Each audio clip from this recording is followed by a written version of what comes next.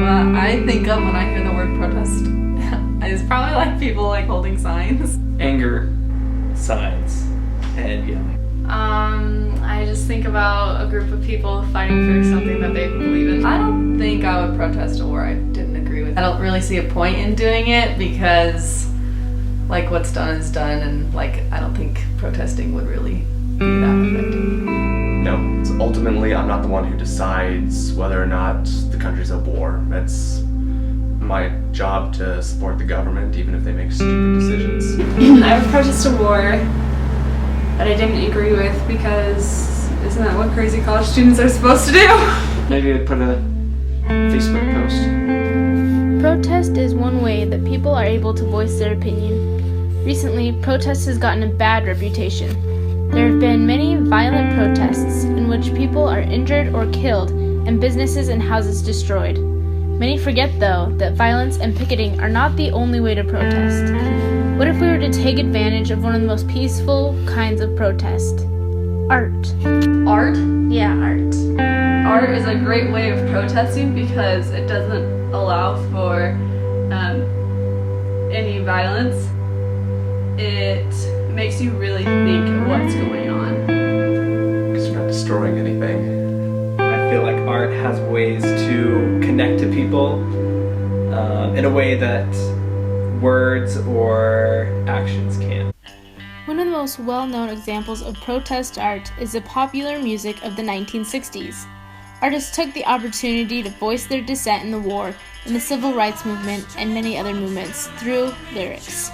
The Monkees were one of the popular groups that took advantage of their ability to get their voice out to a large audience.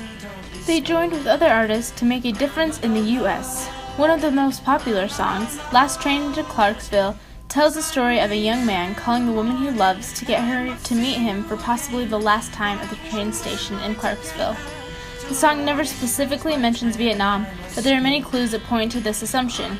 Clarksville is located closely to an army base in Tennessee. At the time, many men were being drafted to fight in the war and had to say goodbye to the ones that they loved. The song related well to those in the situation and helped Americans feel the pain of having to leave loved ones with a chance of never seeing them again. The writer Bobby Hart said, "We couldn't be too direct with the Monkees. We couldn't really make a protest song out of it. We kind of snuck it in." The Monkees were able to use their song as a subtle protest in order to make Americans come to the conclusion themselves. The war was tearing people apart, and that was the side that artists wanted Americans to see. Music has not been the only expression of art that has moved people's vision of war. More recently, an artist that goes by Banksy has taken to the streets to change opinion of war in America. Most of the graffiti done by Banksy uses satire to comment on social and political issues. The anti-war art appeals to many different audiences.